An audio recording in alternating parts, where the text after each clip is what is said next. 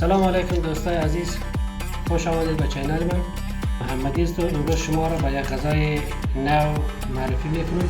در فارسی ما شما فاصله پلاو میگه، ولی یک غذای ترکی است به نام استانبولی پلاو. اگر از ویدیو خوشتان آمد لایک و سابسکرایب یادتان نره دوستای عزیز.